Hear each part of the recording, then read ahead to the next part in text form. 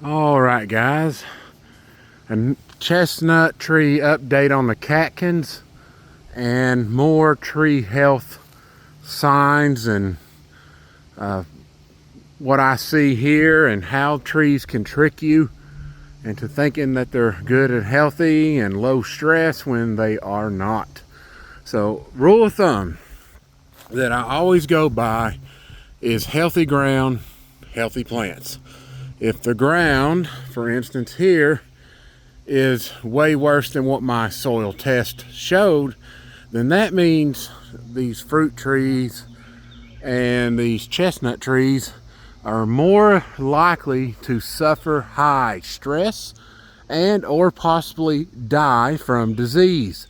The healthier the trees become, the more disease resistant they get, and for those of you that are worried about frost, the more cold resistant trees can become. So once you realize what the true health of a tree is, or plants in general, you're changing your tune on how plants react to different weather conditions. They also become very drought resistant. You can increase drought levels by having high levels of nutrition in the plot or the trees. I'm focusing a little bit more this year on the trees, because if you're doing deer management, or let's say maybe you're not doing deer management, but you want to do an orchard, or maybe you want these for yourself, you want to get the best nutritional nut possible. Two reasons. One, it will definitely, or actually three reasons. One, it will definitely taste better. Two, you can get way better nutrition for yourself. I'm talking all the way down to the trace mineral chain here that you can feed yourself that way. Also, the nuts will be more numerous or larger, because trees can increase production more than 60% if it's a really healthy tree versus a tree in poor soil. So that's one of the reasons why I upped the average poundage per tree on here when I did my video a long time on pro and cons, because the healthier I'm getting these trees, the better the production is getting. And it's not just the use of boron. Boron is a fantastic production booster, but if I can get the rest of the trace minerals in order along with boron treatment, I'm going to see even better results than what I'm showing you now. So eventually I might get trees start breaking limbs at some point. But let's start with this one. This is by far my largest and healthiest looking tree. It still is exuberating some signs that there's a problem here. And just like my food plot, there are telltale signs in here that we have stress related issues. We have leaf deformities. Now that's bug related. That is not a problem there. See, we have some issues popping up here to where there are holes in the leaves. That is manganese shortage. This end here got some treatment last year just along the border, which would be in the, in a somewhat decent portion of this tree's root zone. The holes are less numerous this year than they were last year, and I did keep track of that, by the way. So that treatment did help boost this tree's health status. And you can see here, it's getting pretty good size. It is not my fattest tree, but it is definitely my biggest, tallest tree.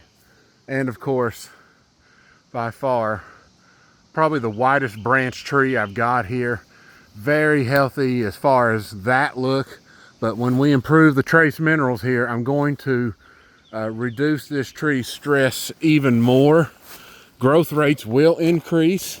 And as you can see here, this tree is also exuberating much larger leaves. See how much bigger that is? This, and of course it's got excellent shine, like I pointed out in the other videos.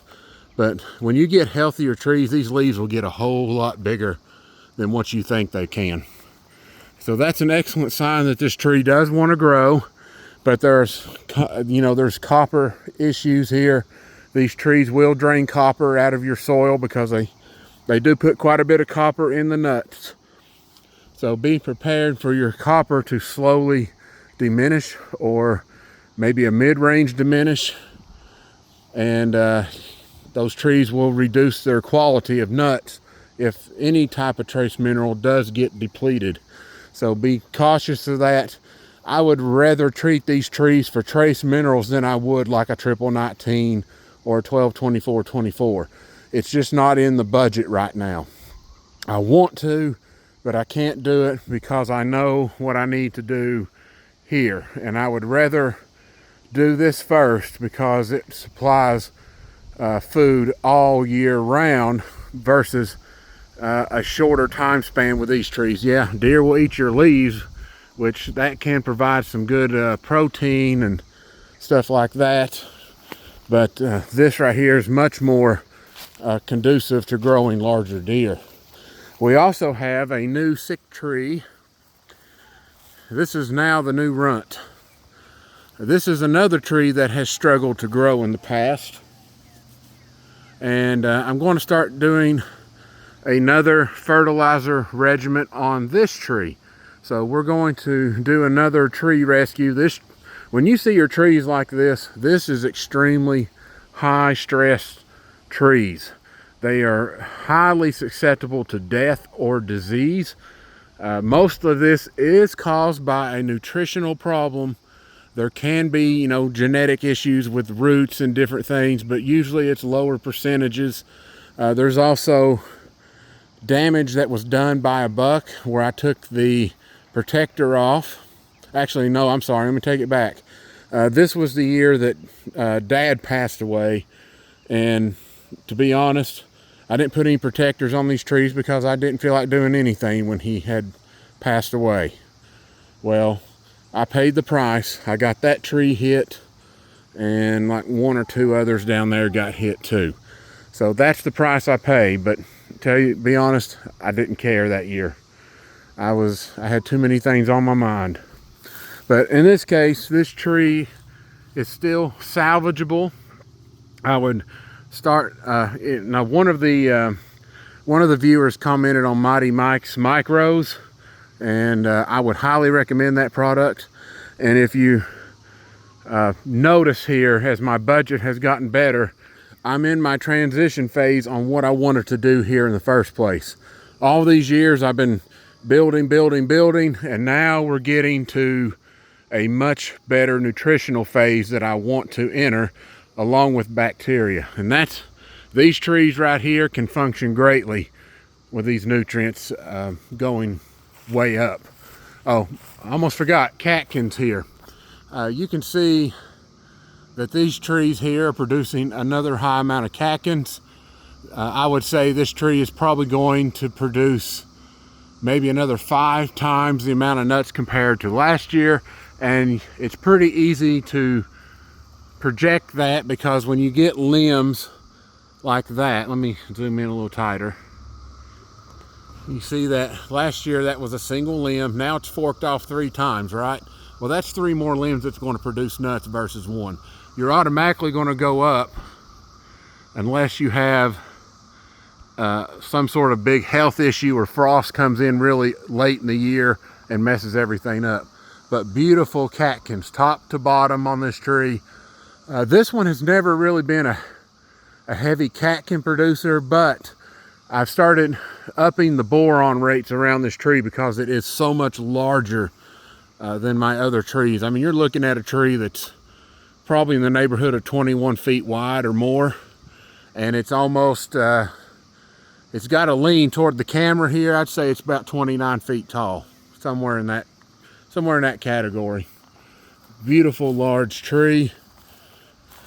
This one here is snapping out of its ambrosia attack. This one I lost 1 year's worth of production. I came back, hit it with good fertilizer, and I'm already matching and exceeding good growth rates here. I'll show you a nice low hanging limb, and look at this. Boron is really pumping catkins. This helps a lot. And when you get better nutrition mixed with boron treatments, it does a whole lot better. I see one female flower on the end of that limb, two female flowers right here on the end of this limb, and two on that one, one on this one, one on that one, one on this one up here at the end, and possibly one right there. This tree is loaded with good catkin production. You can see them sticking out of the limbs now. They're only getting bigger as time goes by, and with these next rounds of storms coming in tonight, you'll be able to probably see if you was here, you would see a giant growth spurt. Look at all them catkins up there, guys. Highly productive tree that was on the verge of death last year. So that is boron working for me, along with the fact that this tree is over here touching into much healthier ground. So it's in combination with the food plot and boron. This tree's roots most likely is not in the plot. Almost died from ambrosia, but is rebounding extremely nice. A lot of good catkin production up there. Last year it was 0. This year there's hundreds of them from the looks of it. I ain't going to do a count, but it's very highly productive.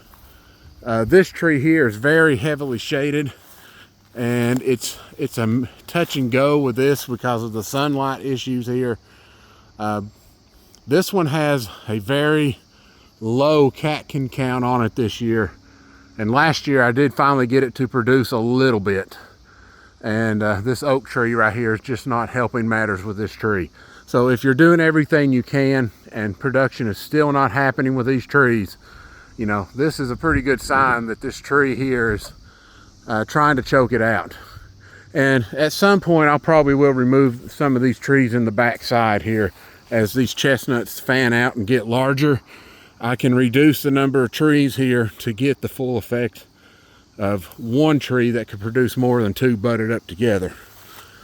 This one here, another fantastic year with growth and catkin production. So this tree is going to break another record this year. Fantastic, love it. A lot of good catkins forming on this tree. I don't know how hard it is for you to see those. Let me zoom in again. So there they are, sticking out everywhere in there. And I mean, this is great news for me, but I want to increase this tree's health even further. Definitely growth has slowed down on some of these. You know, this one here's a very heavy producer. This one actually set the record and had 6 nuts in one burr. It was a gigantic looking burr. I've never seen one that had 6 nuts in it. But with boron treatment, you never know what you're going to get. And that is looking fantastic. I see a lot of female flowers on these limbs. This one here, I tell you what, it may not grow quite as much as last year, but look at that, guys. Look at how loaded that tree is this year. All those catkins up there. A lot of females. This right here, you may be looking at the new production record tree. That right there is insanely good looking production coming. That one's probably gonna have a lot of bowing limbs on it. Very highly likely. Of course, here's the tree I've been working on. Let me zoom out. This is the tree I've been working on saving. There is a new issue cropping up, and I need to bring the bush hog in here and mow this grass away from the base of this tree. There's too much moisture collecting around the base, and I want to show you that. This can cause serious problems with your trees. I came in here, cleared that out, and look at how wet that is. That is the best breeding ground that you can give a tree for the fungus that kills it, the blight. That is not good whatsoever. So I'm airing this tree out, and I'm going to come in here and just cut a ring around it. I'm not cutting all this stuff down. I just want to cut a 3 or 4 foot ring around it, and that'll be good enough. And real quick here, before I move on, I'll show you. I know some of you are watching the health of this tree. Looks better, deepening green. The tree is actually still growing, but it's at a slow pace right now. And it does have more catkins on it than I thought it ever would produce this year. So it's doing better than expected. Growth is still way under par here, way under par. But he is trying, he is fighting, and I'm getting ready to hit this tree again on another round of fertilizer, but a lot of good catkins sticking out up there. Good sign there still may be production.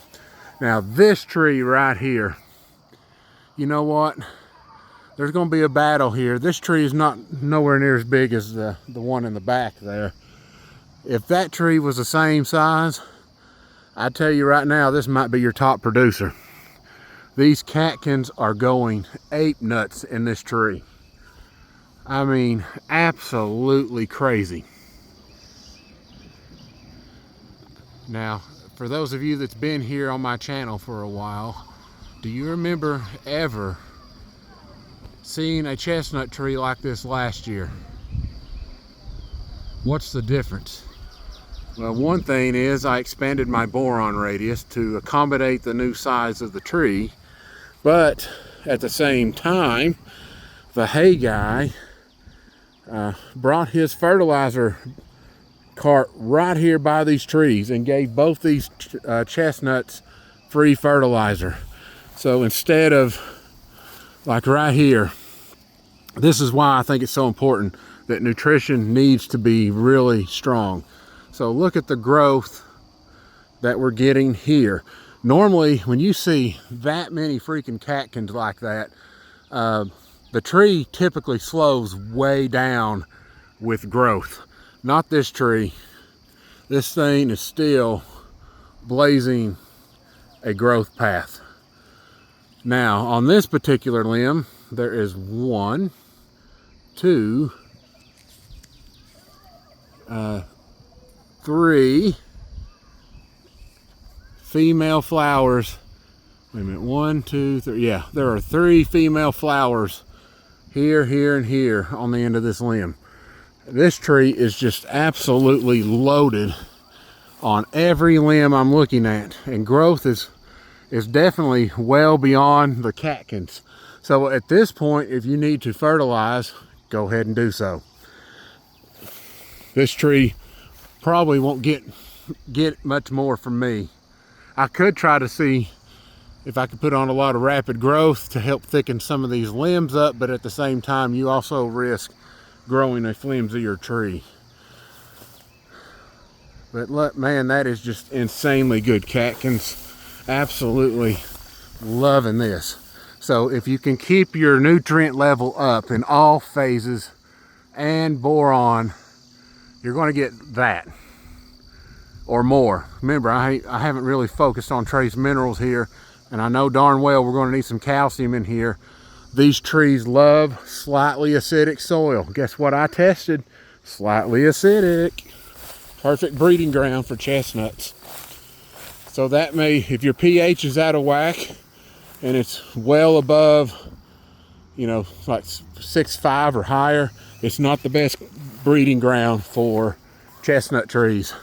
So you may have to put a little sulfur around them to knock that pH down to get it better growing conditions. Another tree that was treated, this is, matter of fact, this tree and this tree is the one I did the demonstration on. And the catkin level here is also breaking records. Growth is not as intense yet. It hasn't stopped growing. There are some limbs that have slowed down here, but it has not stopped growing completely. This tree here will probably get another round of fertilizer, because you see that dark heavy green strip. The fertilizer wasn't tossed as close to this tree as it was this one. So this one didn't get quite the dose that the other tree did. So I will come over here and hit this one with quite a bit of potassium and low level of nitrogen. I'm not too concerned about that.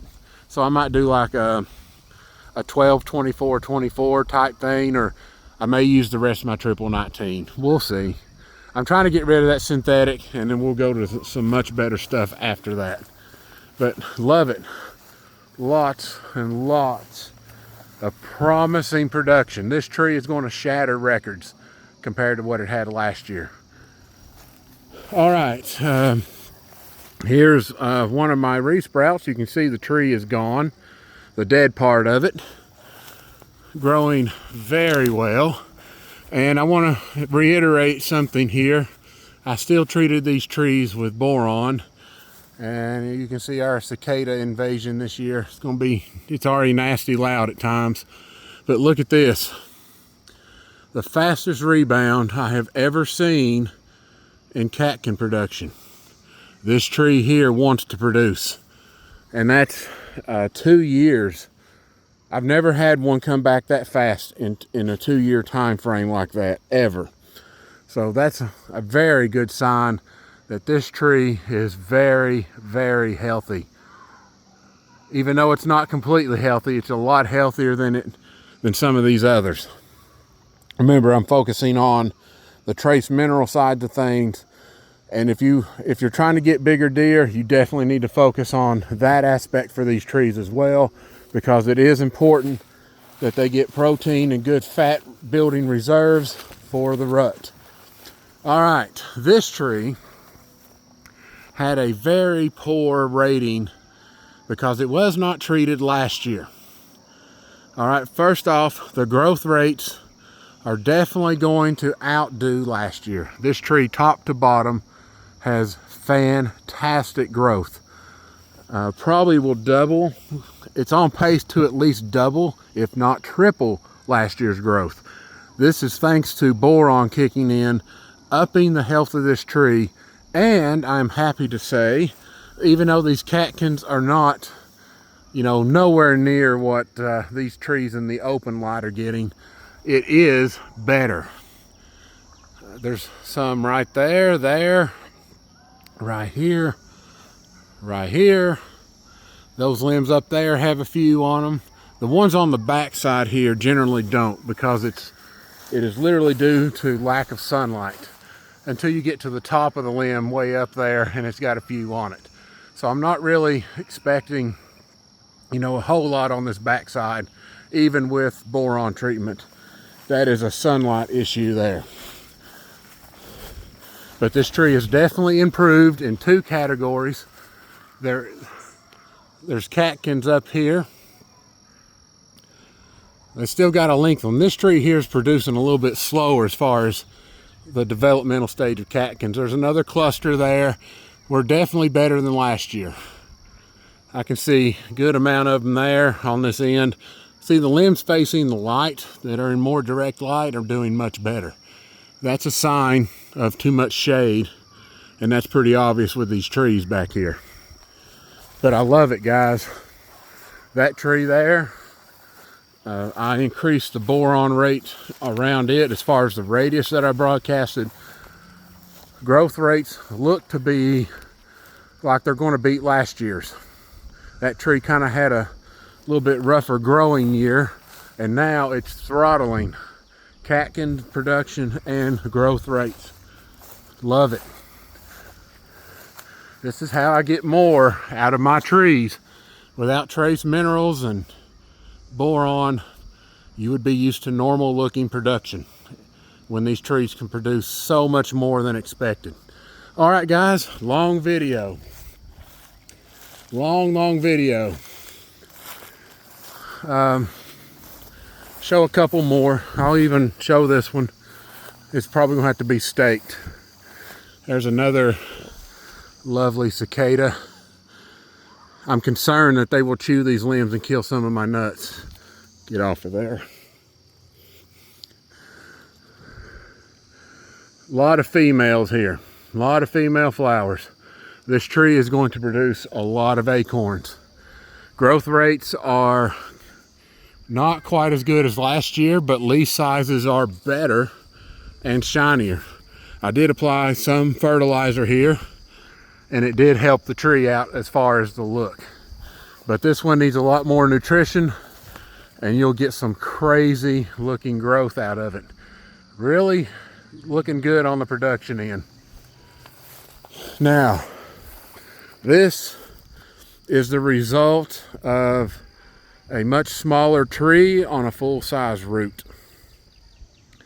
Barely did I even put any fertilizer on this tree. It looks like I just flat out loaded it up, and I didn't. Way stronger growth. This is the power of the roots. See, look at all these holes, right? That is trace mineral shortage in this tree, but yet we are pumping because of a full-size root system, and we're not slowing down yet. I probably will, like I said, I'll probably have to stake this tree up. We'll see. Even this guy here is really whipping in the wind a whole lot more. Nice little predatory insect waiting to be born. Praying mantis eggs right there. I'll keep that. I need all the insect help I can get. But, you know, this tree here, this would be in serious trouble with this much lean. So this tree's gonna have to be propped. All right, guys, so that is the chestnut tree update. Definitely a long video. I think I've covered pretty much every tree in here. That one right there. We'll see what happens. This, to me, that one will probably be number one. That one looks to be maybe number 2 this year for its size. That tree right there is going to crush it. All right, guys, have a good one. I hope you enjoy these videos. Don't forget to hit that like and subscribe button.